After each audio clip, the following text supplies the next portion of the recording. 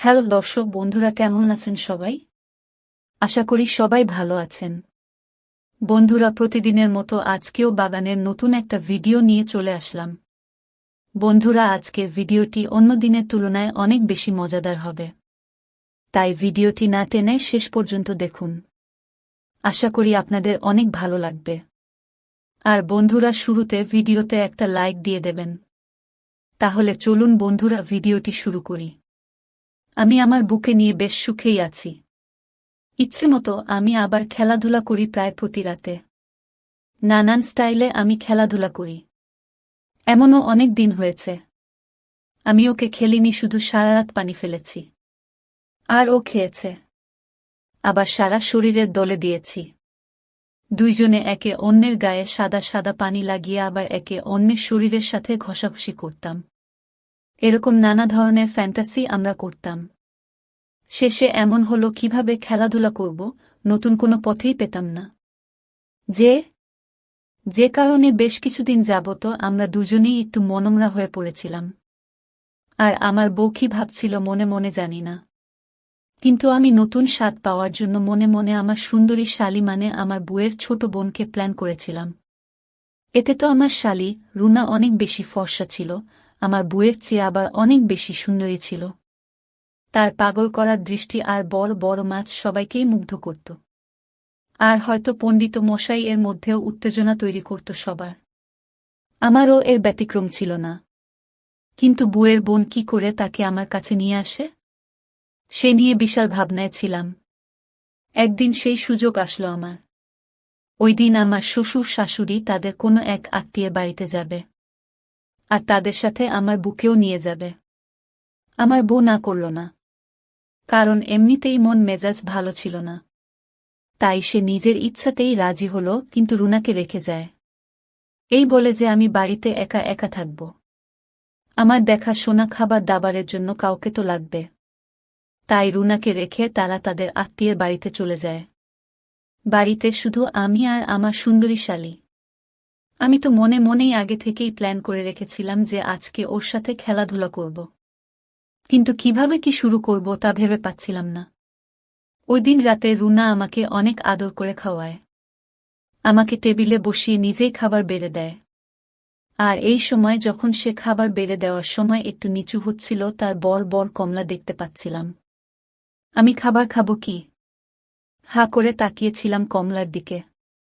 ও প্রথমে বুঝতে পারেনি, পরে যখন লক্ষ্য করে তখন বলে, কি দুলাভাই, এদিকে কি খুব মজা লাগে নাকি ঘুম? আমার দিকে তাকিয়ে চোখ মেরে এ কথা বলল। আমি আরও লজ্জায় মাথা নামিয়ে লাজুক একটা হাসি দিয়ে খেতে শুরু করলাম। এরপরে আমরা দুইজন একসাথে ড্রয়িং রুমে বসে টিভি দেখতে লাগলাম, আর একে অন্যকে নানাভাবে খোঁচা দিতে লাগলাম। আমি কথায় কথায় বললাম, এভাবে আর কতদিন এইরকম ফিগার নিয়ে একা একা দিন কাটাবে? এটা শুনে মায়াবী চোখে তাকিয়ে বলে, কি যে বলেন দুলাভাই, এত বড় কমলা আর এই সুন্দর চেহারা নিয়ে কি কারোর স্পর্শ ছাড়া এভাবে এতদিন একা একা থাকতে পারে? আমি এ কথা শুনে বললাম, আচ্ছা, এগুলো করতে ঘরে মানুষ থাকতে বাইরে যাওয়া কেন? কেউ কি পেরেছে তোমাকে পুরোপুরিভাবে শান্তি দিতে? তখন সে উত্তরে বলে, সত্যি বলতে কি দুলাভাই, আমার কেউই আজ পর্যন্ত আমি যেভাবে চাই সেভাবে পূরণ করতে পারিনি। যে কারণে আমাকে শসা আর বেগুনের আশ্রয় নিতে হয়। একথা বলে ও চুপ করে নিচের দিকে তাকিয়ে বসে রইল। আমি ওর কাছে গিয়ে ওর হাত ধরলাম। হাত আমার মুখের কাছে নিয়ে বললাম, আমি আছি না? আমি তোমার সব মিটিয়ে দেব। আমাকে কি তুমি সেই সুযোগ দেবে? ও আর কিছু না বলে একরকম প্রায় আকুতির স্বরেই বলল, হ্যাঁ দুলাভাই, আমাকে একটু শান্তি দিন আপনি।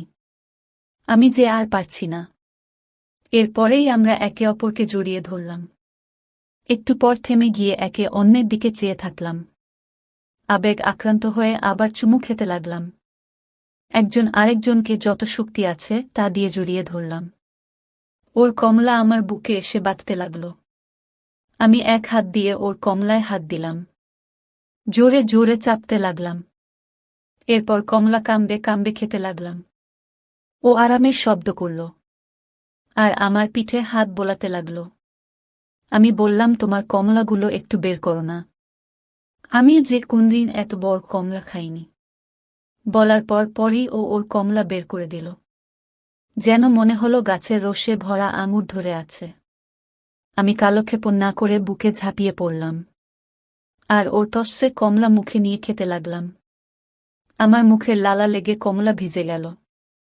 বোটায় ঠোঁট দিয়ে চুপ করে খেতে লাগলাম। ও হাতের নখ দিয়ে পিঠে দাগ বানিয়ে দিল। আমার ঘাড়ে গলায় কামড়ে দিল। ওর কমলার ছুরায় আমার পণ্ডিত মশাই একেবারে খাড়া হয়ে গেল। তাই আমি ওকে ফ্লোরে হাঁটু গেড়ে বসিয়ে আমার খেলোয়াড় খেতে দিলাম। ও প্রথমে আলতো করে পণ্ডিত এর মাথায় চুমু খেল। এরপরে আস্তে আস্তে পুরো খেলোয়াড় মুখের ভেতর নিয়ে খেতে লাগল। এতে করে ফরফর আওয়াজ হচ্ছিল আর ও ঠোঁট করে রেখেছিল। এটা দেখে আমি ওর মাথা চেপে ধরে জোরে জোরে মুখে ফেলে দিতে লাগলাম। খেলতে খেলতে একসময় ঠকতকে গরম পানি রুনার মুখের ভিতরে ঢেলে দিলাম। ও চেকপুটে সব পাই খেয়ে নিল। এরপরে শালিকে বিছানায় শুয়ে বাথরুমে গিয়ে ধরে আসলাম। এসে দেখি সুন্দরী রুনা এক হাতে কমলা উঁচু করে ধরে জিভ লাগাবার চেষ্টা করছে, আর অন্য হাত মাঠের ভিতরে বসছে। এই দেখে পণ্ডিত মশাই আবার তড়াক করে দাঁড়িয়ে গেল। আমি সোজা বিছানায় উঠে পাগলের মতো কমলার এদিকে ওদিকে খেতে লাগলাম। রুনা বলতে লাগল, ওহ দুলাভাই, তুমি কত লক্ষ্মী, আমার কমলা খেয়ে একাকার করে দাও বলে চুল চেপে ধরল। আমার মাথা অল্প অল্প ঝিমঝিম করতে লাগল। আমি কমলা ছেড়ে মাঠের মধ্যে গেলাম। 2 আঙ্গুলে মাঠের বাহিরের দিকটা ফাঁক করে ধরে ভিতরে তাকালাম। পানিতে ভরা মাঠ যেন হাতছানি দিয়ে ডাকছে। রুনা বলতে লাগল, ওহ দুলা ভাই, আমার মাঠ খেয়ে খেয়ে একাকার করে দাও, সব পানি গিলে খেয়ে ফেলো। আমি আর পারছি না গো, তোমার খেলোয়াড় মাঠে নামিয়ে দাও না দুলা ভাই।